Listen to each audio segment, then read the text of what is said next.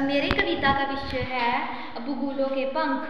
बबूलों के पंख जो है कविता जो है वो उमाशंकर जोशी द्वारा जी लिखित है। इस कविता में कवि ये बताना चाहते हैं कि वह आसमान को देखते हैं और उन्हें आसमान का दृश्य इतना ज़्यादा सुंदर लग रहा होता है कि उन्हें आसमान में बबूलों के पंख जो है वो उड़ते हुए नजर आते हैं।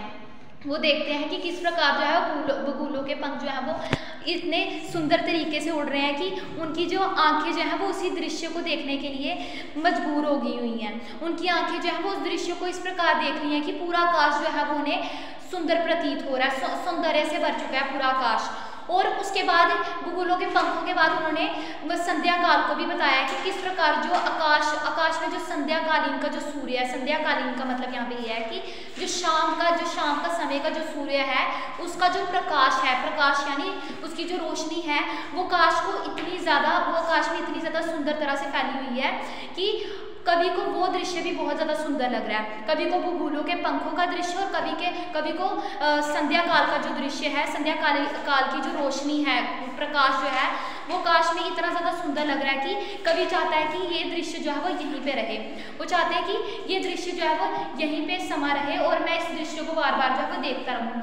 वो कहते हैं कि मेरी जो आंखें जो है वो उस दृश्य में इतने ज़्यादा सौंदर्य दृश्य में इतनी ज़्यादा लीन हो गई हुई हैं कि मैं आज इसी दृश्य को देखना चाहता हूँ और मैं किसी चीज़ को नहीं देखना चाहता हूँ। मेरी आंखें जो है वो इसी दृश्य को देखना चाहती हैं। और इसमें कवि ये कहते हैं कि ये जो जितनी भी चीज़ों के साथ मैं इसका वो कर रहा हूँ जो है वो कवि जो है वो ये कहते हैं कि ये जो दृश्य है ये यहीं पे रुक जाना चाहिए।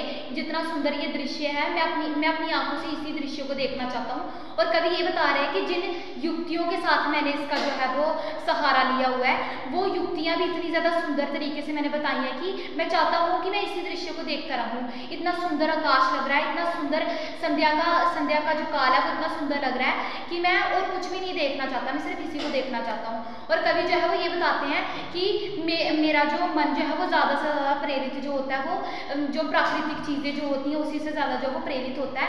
और मैं परिवर्तन को बहुत ज़्यादा प्रशंसा करता हूँ, परिवर्तन की मैं बहुत ज़्यादा प्रशंसा करता हूँ। जब आकाश में परिवर्तन होता है, संध्याकालीन के दौरान जो आकाश में परिवर्तन हुआ है, जब बबूलों के पंख जो है वो उड़ रहे हैं, उस सौंदर्य दृश्य की जो है वो कवि जो है वो इसमें प्रशंसा कर रहा है और उसको वो देखते रहना चाहता है, बार बार उसको देखते रहना चाहता है। वो चाहता है कि ये जो समय है, ये जो समा जो है ये बिल्कुल भी थमना नहीं चाहिए।